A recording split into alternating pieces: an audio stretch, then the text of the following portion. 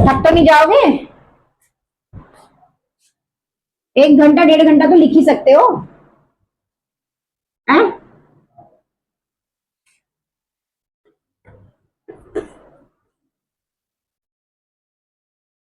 चलो, अब एक्टिविटी 2.10 क्या बोलती है? वो बोलती है यहाँ पे, the process of dissolving an acid और base in water is highly exothermic one.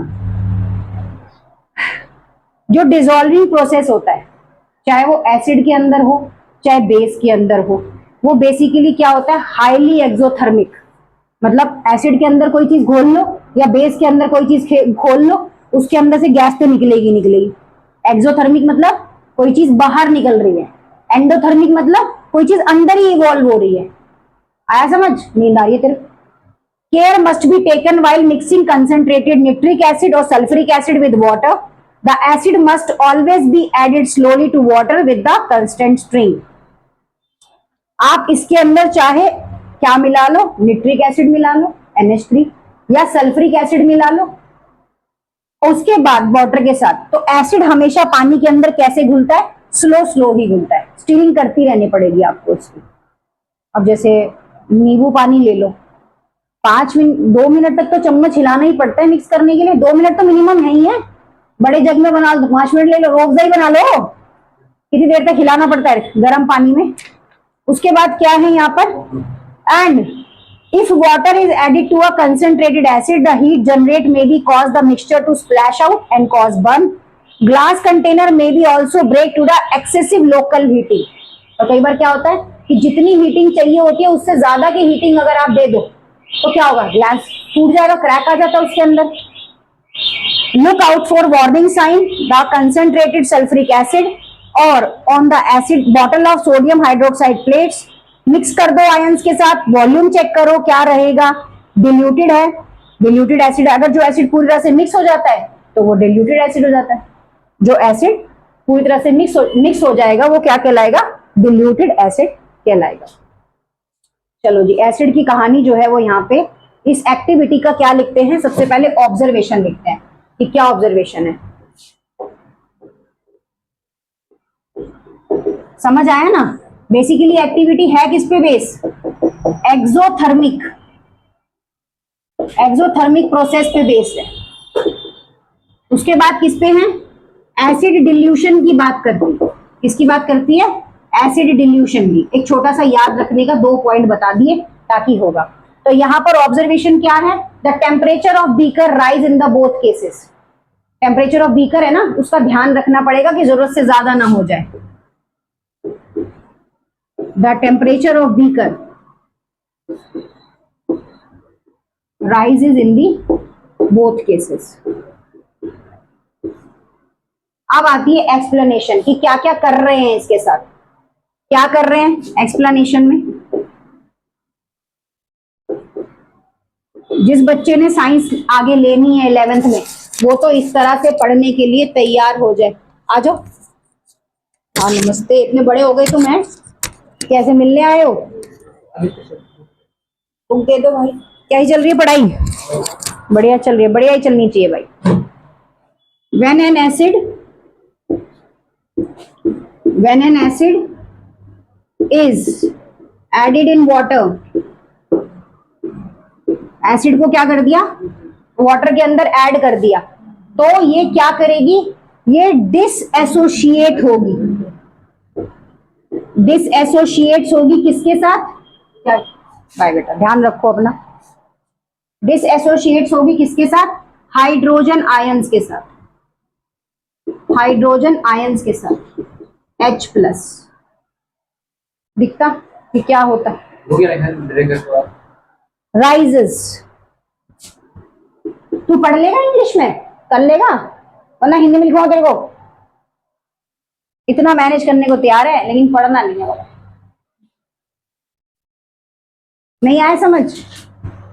नहीं आया? देखो क्या है एक्सप्लेनेशन के अंदर बोलते हैं कि अगर आप एसिड को ऐड करते हो, एसिड का नाम नहीं दिया उसने, एसिड को ऐड करते हो किसके अंदर? पानी के अंदर, तो वो डिसएसोशिएट होगा, मतलब कि उसके साथ मिल जाएगा कि नहीं मिलेगा? डिसएसोशिएट का मतलब क्या होता है? शाबाश, नहीं मिलेगा बेटा। हाइड्रोजन आयंस फिर भी पॉजिटिव में काम करेंगे। कैसे काम करेंगे? पॉजिटिव में काम करेंगे। और क्या चीजें क्या बनाएंगे? डिसएसोशिएट हो जाएगा, H2SO4 क्या बनाएगा? 2H हाइड्रोजन को अलग कर देगा और SO4 को अलग कर देगा। ये मतलब था डिसएसोशिएट का, मतलब हर पार्ट को क्या कर देगा? अलग अलग कर देगा, है ना, अलग अलग कर देगा। अब कहना क्या चाह रहे हो मैडम? हमें तो कुछ भी पल्ले नहीं पड़ रहा। तो इसकी जो ऑब्जर्वेशन का जो आंसर है वो ये देते हैं यहां पर। क्या आंसर है यहां पर? The hydrogen ions, the hydrogen ions, the hydrogen ions in water, अगर वाटर के साथ होते हैं, in water with water, water नहीं निकल रहा है मुंह से, वाटर विद वाटर मॉलिक्यूल्स, क्या हुआ? With water molecules to form, क्या बनाएंगे? जो पहले वाली एक्टिविटी में बना था, क्या बनाया था? हाइड्रोनियम आयंस, हाइड्रोनियम आयंस बनाया था। तो बेसिकली अब यहां पर ये क्या है? ये है फॉर्मेशन ऑफ न्यू बॉन्ड्स। क्या है ये? ये फॉर्मेशन ऑफ न्यू बॉन्ड्स है, formation of new bonds. New bonds क्या कर रहे हैं? रिलीज कर रहे हैं किसको? हीट को, रिलीज टू हीट, बस इतना लिखना है। कंक्लूजन क्या रहेगा यहां पर? देखो ऑल दो प्रिकॉशन भी है, बट हमें तो प्रिकॉशन पढ़ने की जरूरत नहीं है, क्योंकि हमें ये टीचर जब कराएगी तो अपनी प्रेजेंस में ही कराएगी। अब जिन चीजों में हीट प्रोड्यूस होती है ना, और जरूरत से ज्यादा हीट प्रोड्यूस हो जाए तो फट जाता है वो, सीधा मुंह पे आके, देखा होगा लैब में कई बार एक्सपेरिमेंट ब्लास्ट कर जाते हैं। तो इन चीजों का ध्यान रखना पड़ता है। तो जनरली अगर कभी साइंटिस्ट इस तरह की चीजों का यूज करते हैं तो मुंह पे मास्क वगैरह वियर करते हैं, वरना मुंह जल जाता है। डैश रिलीज टू हीट, अरे भैया रिलीज तो बहुत साफ से पता चल रहा है, बोल भी तो नहीं हूं साथ के साथ। रिलीज टू हीट, और ये भी नहीं पढ़ा जा रहा तो क्या ही पढ़ा जाएगा? ये तो अंडरस्टूड सी बात है कि रिलीज हो रही है हीट, पढ़ाया भी तो है। कंक्लूजन क्या है? कंक्लूजन है कि dilution of H2SO4, of H2SO4 and NaOH in water, in water, तो प्रोसेस का नाम क्या आएगा? Exothermic process.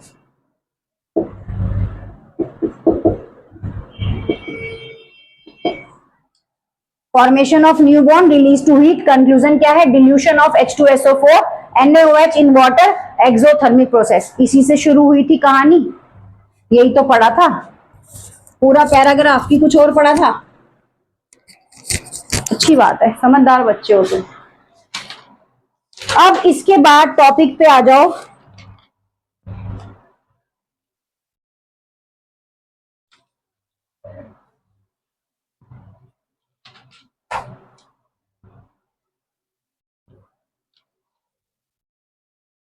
How strong acids और बेस सोल्यूशन, ये कैसे जान पाओगे? नेक्स्ट टॉपिक है इस चैप्टर का।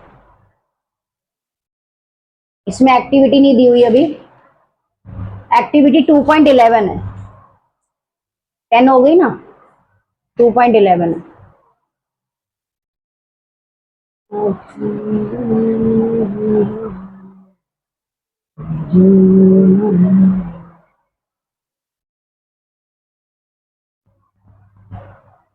हम्म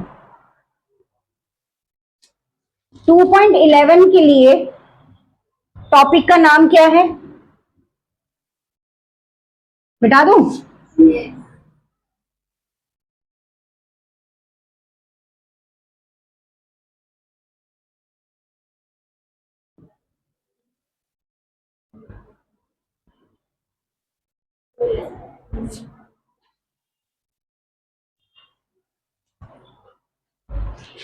टॉपिक का नाम है हाउ स्ट्रॉन्ग आर एसिड और बेसिस सोल्यूशन, मतलब एसिड और बेसिक के सोल्यूशन को कैसे आप ज्यादा स्ट्रॉन्ग कर सकते हैं। तेरे बारे में कुछ बोल रहे हैं, ये चुगली कर रहे हैं तेरी।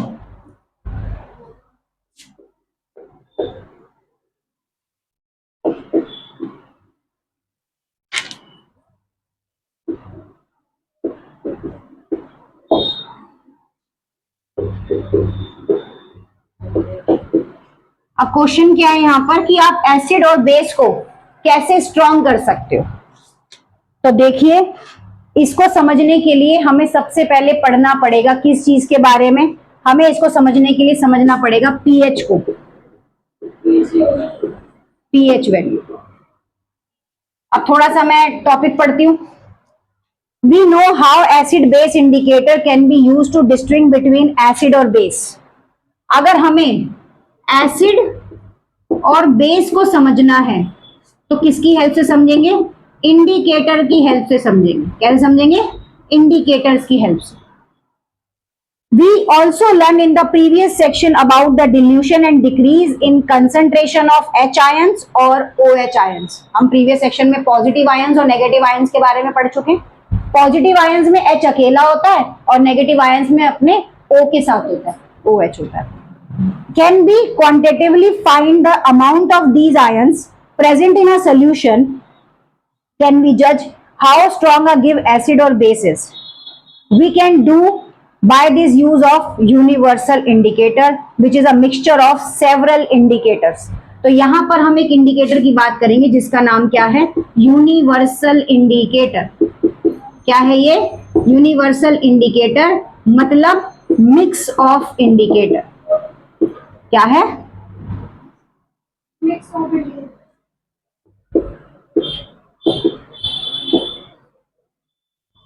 कितने भी प्रकार के इंडिकेटर्स हो सकते हैं यूनिवर्सल इंडिकेटर्स के अंदर। बाद में क्या आएगा? Universal indicator show different colour at different concentration of hydrogen ions. अब जो ये यूनिवर्सल कलर्स का जो कंसेंट्रेशन होता है, कंसेंट्रेशन ऑफ आयंस होता है, ठीक है, वो यूनिवर्सल इंडिकेटर पर ही डिपेंड करता है कि यूनिवर्सल इंडिकेटर ही बताएगा कि आयंस का कितना कंसेंट्रेशन है, कितना नहीं है। पीएच क्या है सब बताएंगे, पीएच वैल्यू की फुल फॉर्म बताएंगे, पढ़ो तो सही, ठीक है। पीएच क्या है, एचसीएल क्या है, सब बताएंगे। पढ़ाने तो दो टॉपिक को, है ना। और उसके बाद कलर डिफरेंट आयंस को सॉल्यूशन को बनाता है। A scale of measuring hydrogen ions concentration या solution is called pH scale है। P is PS stand for potenz, German meaning of power. PH क्या है? पावर, पावर ऑफ किसकी? H क्या है पीएच का?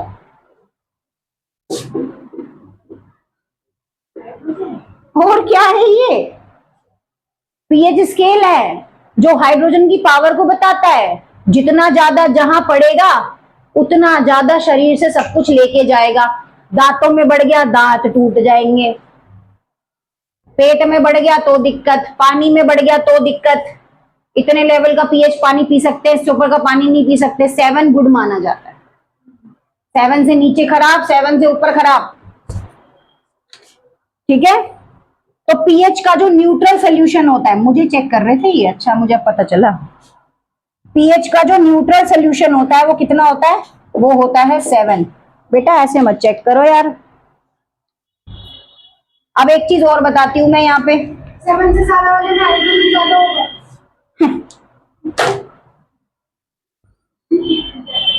कुछ भी है? मैंने तो नहीं बोला हाइड्रोजन ज्यादा होगा। और मैम आपने तो कहा हाइड्रोजन जितना ज्यादा होगा उतना खराब होगा। मैंने बोला है पावर ऑफ स्केल बताता है हाइड्रोजन का। मैंने अभी ये बोला है कि जो चीज अगर पीएच लेवल जितना ज्यादा होगा बॉडी के लिए उतना खराब होगा। ये नहीं बोला कि हाइड्रोजन ज्यादा होगा। अब पीएच लेवल के लिए आप सिर्फ हाइड्रोजन को थोड़ी मेजर करोगे। अब बेस की कितनी वैल्यू होनी चाहिए, गैस की कितनी वैल्यू होनी चाहिए, सबके लिए यूज करते हैं भाई इसको। साबुन में पीएच जितना ज्यादा होगा फेस के लिए उतना खराब होगा। आप साबुन तो बेस है, अब बोल तो फिर तो नहीं यूज करना है। साबुन फेस पे यूज ओहो यूज करना है, बट वो साबुन जो फेस की स्किन के हिसाब से बने हैं, वो साबुन जो बॉडी की स्किन के हिसाब से बने हैं।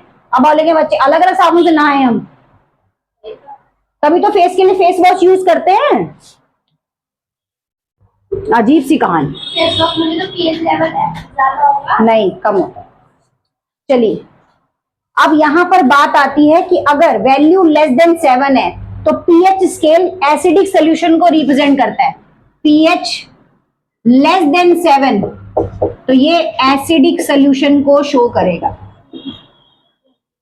और पीएच ग्रेटर देन 7, पीएच क्या होगा ग्रेटर देन 7 तो क्या होगा, रिप्रेजेंट करेगा यहां पर OH की कंसंट्रेशन कि कितना ज्यादा है, ठीक है। And generally paper impregnated with the universal indicator के साथ ही इसको मेजर किया जाता है, ठीक है। पीएच स्केल, पीएच पेपर मिलता है मार्केट से, ले आना, चेक कर लेना। अब 12.11 की जो एक्टिविटी है ना, इसको भर लेते हैं कि अगर मुंह में स्लाइवा है, उसका पीएच लेवल इतने से इतने तक है तो वो हमारे लिए न्यूट्रल है, मतलब हमें नुकसान नहीं पहुंचाएगा, और अगर इससे ज्यादा बैठा तो दिक्कत। स्कूल वाली मैडम ने कुछ अलग से बताया है तो बोलो। शादी होगी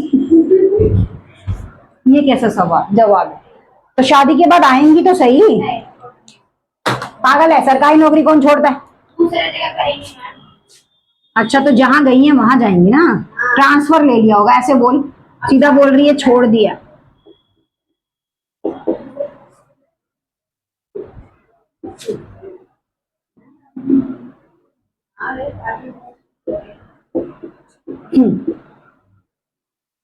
लोग कहते हैं अकेले सफर नहीं कटेगा, हम जी के दिखाएंगे, तुम तो काटने की बात करते हो।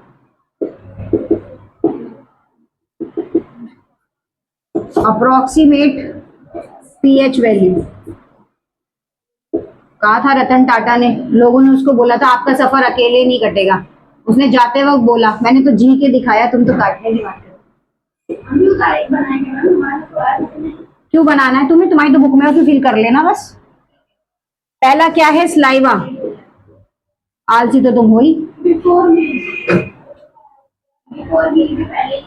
स्लाइवा का जो pH level, colour of pH तो नहीं दिया हुआ यहाँ पे, कलर ऑफ पीएच तो नहीं बताया हुआ, लेकिन यहाँ पर क्या बताया हुआ, अप्रोक्सीमेट वैल्यू बताई हुई है। कलर ऑफ पीएच ढूंढने का तुम्हारा काम। हाँ 6.5 से लेकर 7.5 तक है तो न्यूट्रल है, मतलब आपका जो थूक है वो बिल्कुल okay. Next lemon juice, lemon juice अगर पीएच लेवल 2.2 से लेकर 2.4 तक है तो एसिडिक है, इससे नीचे हुआ तो हायर कंसेंट्रेशन पावर की जरूरत, इससे ऊपर हुआ तो हायर कंसेंट्रेशन। नंबर 3 की बात करें, यहाँ पे नंबर 3 की बात करें तो क्या है, कलरलेस एरेटेड ड्रिंक है। देखिए कलरलेस एरेटेड ड्रिंक, अरे जाओ भैया तुम तो कतई वो नहीं पीते, तुम क्या बोलते हो उसको, स्प्राइट, उसमें कलर होता है भाई, स्प्राइट होता है, कलरलेस होती है वो, एसिडिक है वो, एसिडिक। हाँ माउंटेन ड्यू भी होती है, हाँ ड्यू पहली बात तो, कैरेट जूस जो भी है समझ ही ना। ये कितना है 6.4 से लेकर 6.6, हाँ एसिडिक है।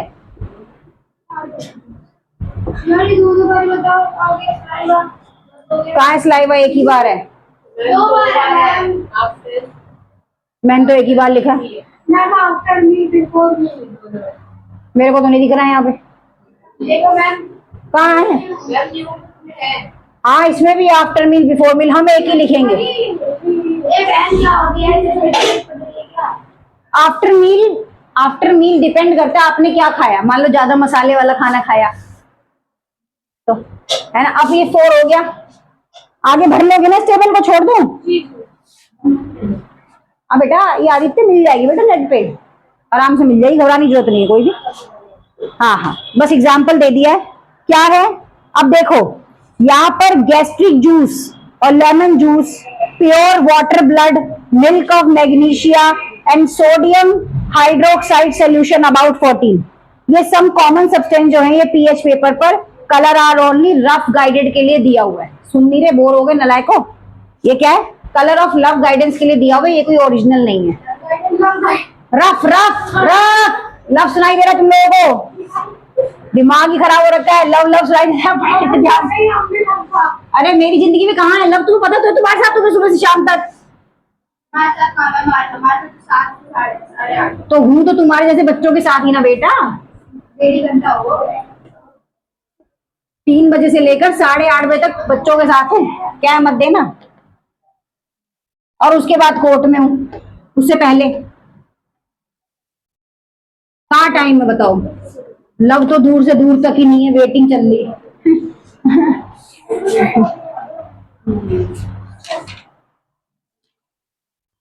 चलो भाई, यहां पर है importance of pH in everyday life. अब पीएच की इंपॉर्टेंस क्या है रोजमर्रा की जिंदगी में? पीएच इंपॉर्टेंस, ठीक है। ये वाला जो टॉपिक है पीएच इंपॉर्टेंस कितने टॉपिक में डिवाइड हो रखा है?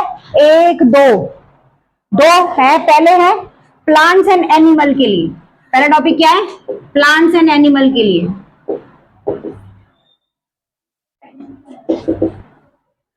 इसके नोट्स आपको होमवर्क में देते हैं, बना के आना, एक्टिविटी कराऊंगी। दूसरा क्या है? दूसरा है आपको pH of soil. PH of soil important question है, 5 नंबर का दिखेगा पेपर में, 5 मार्क्स का पीएच ऑफ सॉइल। इसी पे एक्टिविटी कराने जा रही हूँ 12.2, 5 नंबर का क्वेश्चन है। नोटबुक के लिए रो रहे हैं गरीब लोग यार। मैम पहले का भी तो करना पड़ेगा। हाँ तो 10 पेज छोड़ दो आगे के। क्या है? Put about 2 gram of soil in the test tube and 5 ml water to it. Shake कर दो दोनों को। लड़कियां सुन लो। Filter contents and collect the filter in test tube. Check the pH filtered with the help of universal indicator paper. Filter किससे करना है? यूनिवर्सल इंडिकेटर पेपर के साथ। एंड कंक्लूड करना है कि soil pH for growth of the plant in your region. क्या soil के हिसाब से मिट्टी में पीएच लेवल ग्रोथ करता है? ये पूछ रहा है वो। 5 नंबर में आएगा ये क्वेश्चन कि सॉइल का पीएच लेवल क्या होता है, एग्रीकल्चर कितने पीएच लेवल पर होती है। इतना सा है बट बहुत ही छोटा है। तो देख लो, कंक्लूजन लिख लो इस एक्टिविटी का, पीएच लेवल ऑफ सॉइल। सिर्फ कंक्लूजन लिखना है, बाकी नोट्स खुद बना के लाओगे जो ये बैकयार्ड में लिखा हुआ है। कंक्लूजन क्या है यहाँ पे? कंक्लूजन है द बेस्ट पीएच। तुम्हें पढ़ाते पढ़ाते मेरे सर में भी दर्द हो गया, सर में दर्द खत्म हो गया। द पीएच वैल्यू रेंज, सच में बिलीव नहीं, फॉर सॉइल। सबको यहीं से फ्लाइंग चाटा पड़ेगा, ध्यान दे लो इधर। अप्रोक्सीमेटली इधर approximately 6 to 7 as this is the range in which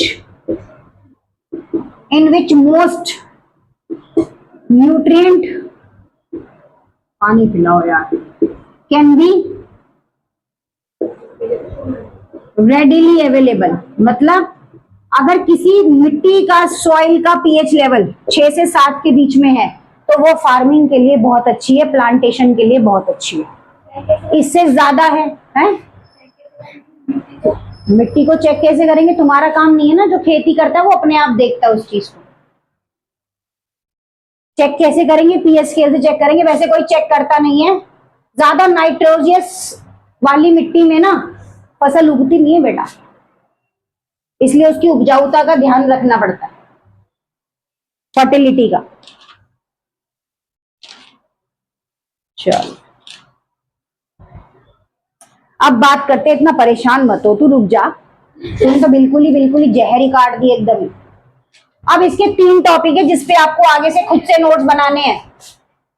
पानी पियाऊं मैं 1 मिनट। इसके 3 टॉपिक है जिसपे आगे से खुद से नोट बनाने, बताओ मुझे किस पे बनाने, और यही बताऊंगी कि इसमें से 5 नंबर में और कौन सा क्वेश्चन दिखेगा।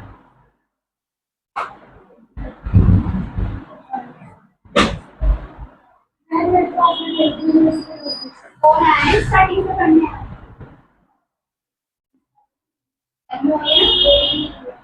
आया कौन लगे 1 दिन का आज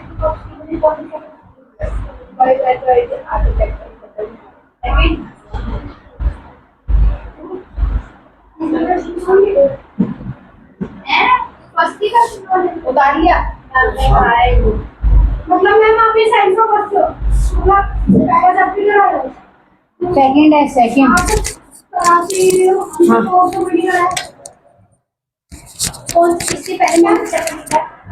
इससे पहले इको कराई है मैंने कंप्लीट। साइंस नहीं, ये पहला ही है। यही 4-5 पार्ट में डिवाइड हुआ है, बहुत बड़ा चैप्टर है। इससे पूछो तीसरे टॉपिक पे तो यही आई थी शायद। यूट्यूब पे पढ़ा है चैनल पे, भेजना क्या है इसमें। अरे और बकायदा प्लेलिस्ट बनी हुई है, प्लेलिस्ट में जाना उसी में दिख जाए। साइंस की प्लेलिस्ट अलग से बनी हुई है, ढूंढना भी नहीं है कहाँ जाना है, सीधा साइंस खोलो और जाओ। और अब एक चीज और मिलेगी, प्लेलिस्ट के अंदर भी प्लेलिस्ट मिलेगी चैप्टर वाइज, और स्यापा खत्म। चलो अब देखो घर से क्या बना के लाना है। ये जो कुछ टॉपिक खुद भी पढ़ने होते हैं बेटा। PH is our digestive system. 5 number का क्वेश्चन दिखेगा एग्जाम में। Next, pH change as the cause tooth decay।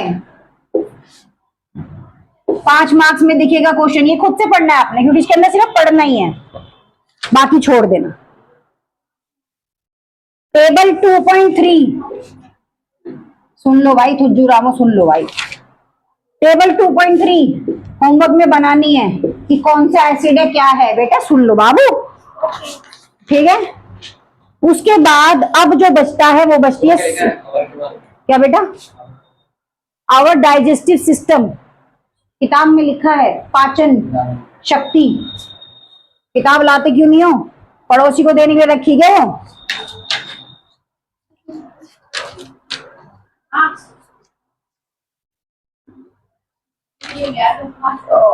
चलो आ जाओ भाई।